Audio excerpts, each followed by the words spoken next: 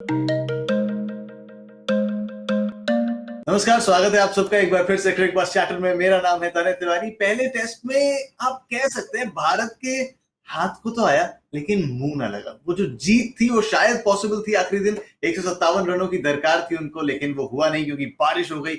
अब सारी नजरें हैं दूसरे टेस्ट पर जो खेला जाएगा लॉर्ड्स में, जिसके बारे में चर्चा करने के लिए हमारे साथ जुड़ रहे हैं ज़हीर खान। ज़हीर, बहुत बहुत स्वागत है आपका। और पिछले टेस्ट के अंत में विराट कोहली ने एक बड़ी दिलचस्प बात कही थी। उन्होंने कहा था कि हमारा एक टेम्पलेट सा सेट हो गया है और हम इसी के साथ जाएंगे। तो क्या उससे ये समझा जाए कि लॉर्ड्स टेस्ट में भारतीय प्लेइंग 11 में कोई खास चेंजेस नहीं होने वाले? जी, बिल्कुल, आप बिल्कुल सही राह पे हो तने। सबसे पहले तो शुक्रिया शो पे आने के लिए। हमेशा मज़ा आता है जब हम इस बिल्कुल। टेस्ट मैच सीरीज़ में जब चैटर पे आते हैं, तो चैटर का एक अलग ही मज़ा है। और हाँ, तो अगले मैच की आप बात करें तो दूसरा टेस्ट मैच में भारत की तरफ से आप सही कह रहे हो, ज़्यादा कुछ बदलाव होने के मुझे आसार नज़र नहीं आ रहे। हो सकता है ईशांत शर्मा के बारे में सोचा जाएगा कि अगर कुछ इंजरी कंसर्न था या रेस्ट कराया गया था, तो वो हमें इस मैच में ज़रूर पता चल जाएगा कि अभी एग्ज़ैक्टली स्टोरी क्या थी उधर। या तो सिराज को प्रेफ़र किया गया ईशांत शर्मा के आगे। तो उसके अलावा देखिए, जिस टेम्पलेट की विराट कोहली मैं समझता हूँ बात करने की कोशिश कर रहे थे, वो उस जगह की बात कर रहे हैं जो सीमर हो और बैटिंग करे, कि शार्दुल ठाकुर।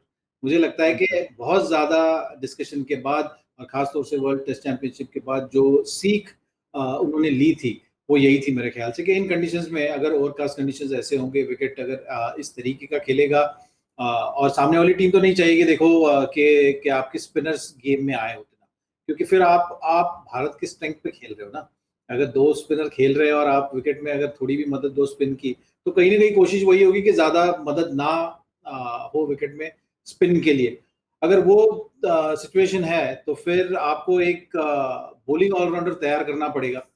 तो शार्दुल ने वो जो क्षमता दिखाई थी ऑस्ट्रेलिया में, उसको बैक किया जा रहा है अभी। ओपनिंग कॉम्बिनेशन से शायद भारत खुश हो गया, जिस तरीके से केएल राहुल और रोहित शर्मा ने बल्लेबाजी करी पिछले टेस्ट मैच में भी।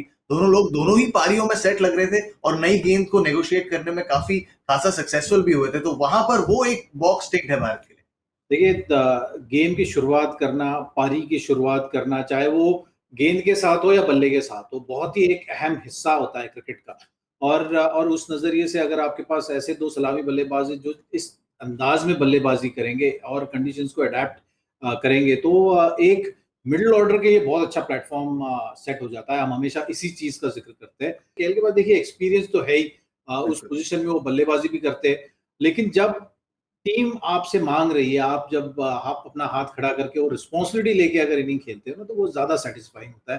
तो मैं समझता हूँ केएल राहुल इस वक्त कुछ वैसे ही सोच रहे होंगे, रोहित शर्मा यही सोच रहे होंगे कि अभी एक बड़ी पारी, क्योंकि मैं पारी तो बड़ी अच्छी अपनी बिल्ड कर रहा हूँ, लेकिन एक जो 3 का आंकड़ा जो ढूंढना है, वो जरूर इस आने वाले मैच में जरूर ढूंढने की पूरी तरीके से कोशिश करें। अपेक्षाएं भारतीय फैंस की भी वही होंगी। लेकिन जो तेज गेंदबाज हैं भारत के, ज़हीर, 20 विकेट्स निकाले उन्होंने पिछले टेस्ट मैच में। लॉर्ड्स में आ रहे हैं और लॉर्ड्स तेज गेंदबाजों के लिए बड़ा अनुकूल ग्राउंड। लेकिन लॉर्ड्स में जिस तरीके से हमने पिछले टेस्ट मैच में भी देखा इंग्लैंड न्यूजीलैंड के बीच, ज़हीर, कि 28 में से 27 विकेट्स पेसर्स को मिले। क्या होता है ऐसा लॉर्ड्स में कि इतना इतना फेवर करता है वो तेज गेंदबाजों को? कुछ स्लोप की बात करते हैं, वो स्लोप कैसे मदद करता है, अगर आप बता सके हमारे दर्शकों को। देखिए, ऐसे नहीं है कि लॉर्ड्स में सिर्फ गेंदबाजों का बोलबाला होता है या दबदबा होता है, ऐसी कोई बात नहीं है। इंग्लैंड में देखिए, हम पूरे सीरीज यही रिपीट करते रहेंगे जब जब अभी मौका मिलेगा, कि आपको ये देखना है कि आज दिन कैसा है। मतलब अगर आप इंग्लैंड में जाओ ना, आप क्रिकेट खेल रहे हो ना खेल रहे हो, तो बस वेदर की बातें होती रहती है पूरे समर। मतलब यही चलता है कि अच्छा कैसा वेदर है, बारिश आएगी नहीं आएगी। अगर आप सड़कों पे भी उधर घूम रहे हो ना, तो लोग छाता लेके तैयार होते हैं। मतलब लॉर्ड्स में भी बोलर्स को अगर आप देखोगे कि हाँ विकेटें लिए, लेकिन एक जरूर ध्यान में रखना चाहिए कि उस दिन कंडीशंस कैसे थे। अगर अच्छी धूप निकली हो ना, अगर के 3 दिन टेस्ट मैच के बिल्कुल धूप निकली हो पहले दिन, तो आपको बहुत सारे रन भी बनते नजर आएंगे, तो और विकेट उतना सूखा भी हो जाएगा। हाँ, लेकिन लॉर्ड्स के मैदान में एक और बात अक्सर जो काम करती है या एक चर्चा का विषय होती है, वो है स्लोप। अगर आप देखोगे कि विकेट अक्सर आपको इतना स्लोप नजर नहीं आता है, जो एक एक तरफ ग्राउंड की ड्रेनेज सिस्टम के लिए या जल्दी पानी निकल जाए, इसलिए बिल्कुल ही एक छोर से जो चढ़ाई शुरू होती है, और दूसरे छोर पे वो उतार बिल्कुल ऐसे होता है, वो विकेट पे भी आपको नजर आता है। मतलब अगर आप मैच टीवी पे भी देख रहे हो ना, तो कभी नजर डालिएगा, कमेंट्री तो जरूर बात करेंगे, लेकिन वो भी नजर डालिएगा कि विकेट का जो स्लोप है उसकी बहुत ज्यादा चर्चा होती है। तो गेंदबाज भी अक्सर प्रेफर करते हैं कि स्लोप का कैसे इस्तेमाल करना है। अगर आपका पहला सीरीज है ना, तो आपको जल्द से जल्द ये चीज समझनी जरूरी है कि आप स्लोप का इस्तेमाल भी कर सकते हो। जब हम खेल रहे थे ना, तो हमारा पहला इनिंग तो ऐसे ही निकल गया कि पता नहीं चलता, लेकिन बाद में अंदाजा लगा सकते हैं कि आप उसका भी अच्छे से इस्तेमाल कर सकते हैं। जैसे रविंद्र जडेजा अगर गेंदबाजी कर रहे हैं, स्लोप के साथ कर रहे हैं, तो आप गेंद को घुमाने भी देखो ना, गेंद को तो भी पड़ के स्लोप के साथ अंदर जा सकती है। तो वो एक नेचुरल वेरिएशन जरूर गेंदबाज को होती है, और जहनी तौर पे बल्लेबाजों के भी मानसिकता पे जरूर उसका असर गिरता है कि कभी कभार एक आप छोड़ने को देख रहे हो तो आप स्लोप का भी थोड़ा विचार करके बल्लेबाजी करने का प्रयत्न करते हैं। हमेशा ही नहीं, लेकिन जरूर आपको वो इफेक्ट, अगर आप बल्लेबाजों से भी बात करोगे उस स्तर पे जो आप खेल चुके हैं, तो वो यही कहेंगे कि हाँ, वो स्लोप जरूर थोड़ा ना दिमाग में हलचल जरूर मचाता है। दिलचस्प होगा देखना कैसे मोहम्मद सिराज और शार्दुल ठाकुर गेंदबाजी करते हैं वहां पर। लेकिन दिलचस्प ये भी होगा देखना चाहिए कि इंग्लैंड कैसे अपनी फाइन ट्यूनिंग करती है, क्योंकि हमने पिछले मैच में भी उनके कोच कप्तान दोनों से सुना कि भाई हमारे पास दिक्कतें तो है और उनको पता है, शायद उनके खेमे में सोचने को और कुछ, उस बल्लेबाजी क्रम में कुछ बदलाव आप देख रहे हैं या गेंदबाजी में बदलाव होगा इस टेस्ट में जाते जाते, क्योंकि जहीर वहां मोइन अली को भी अब जोड़ लिया गया है उस टेस्ट स्क्वाड में। बेन स्टोक्स, क्रिस वोक्स दोनों जो उनके प्रथम ऑलराउंडर्स हैं वो नहीं थे इस स्क्वाड में। तो ये एक और विकल्प ऐड जरूर करता है, लेकिन शायद परेशानियों का सबब भी बढ़ाता है इंग्लैंड के लिए। किसको बाहर बिठाएं, किसका समावेश करें प्लेइंग 11 में, सोचने के लिए बहुत कुछ इंग्लैंड के पास। देखिए, इंग्लैंड की समस्या भारत के विपरीत जरूर है। मतलब अगर आप देखोगे ना कि प्लेइंग 11, तो रिजल्ट तो एक चीज है, फॉर्म एक चीज है, लेकिन ज्यादा सेटल्ड टीम अगर आप देखोगे दोनों टीमों में, तो आपको भारत की टीम ही ज्यादा सेटल्ड नजर आएगी। इंग्लैंड की टीम में जब देख रहे हो तो जैसे हम जिक्र कर रहे थे कि टॉप 3 अब तक उतने सक्षम नजर नहीं आ रहे। चाहे तकनीक की कमी कह लीजिए या एक्सपीरियंस की कमी कह लीजिए, कुछ ना कुछ वहां पे मिसिंग जरूर है।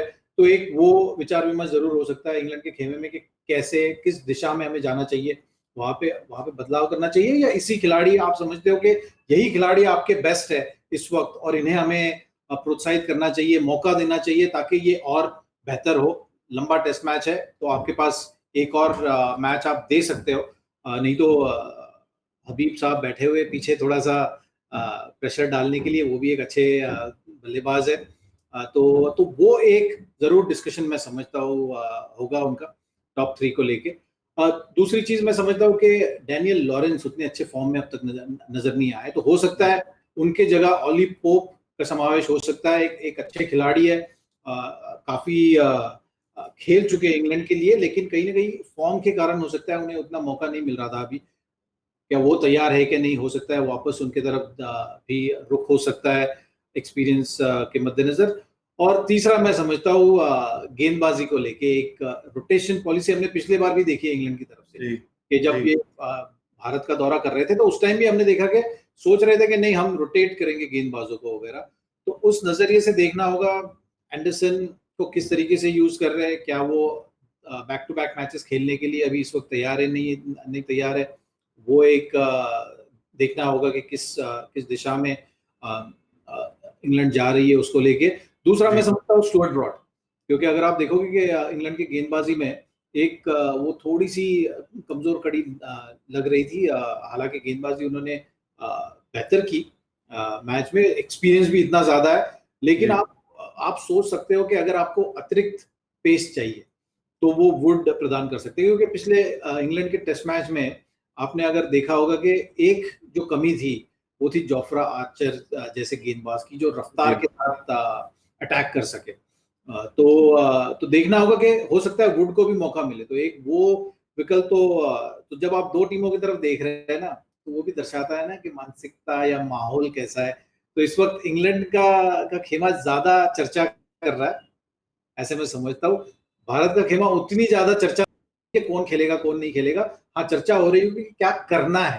तो से अगर आप देखोगे तो दूसरे टेस्ट मैच में आप कह सकते हो कि भारत का पलटा इस सीरीज में थोड़ा सा भारी जरूर है इंग्लैंड के मुकाबले। चलिए भाई, भारत जा रही है दूसरे टेस्ट मैच में एक एज के साथ। हम आपसे मिलेंगे पहले दिन पहले सेशन के तुरंत बाद यहीं क्रिकेट बज़ चैनल पर। बहुत बहुत शुक्रिया जहीर हमारे साथ इस प्रीव्यू पर जुड़ने के लिए। आप सबसे मुलाकात अब टेस्ट मैच की सुबह। धन्यवाद।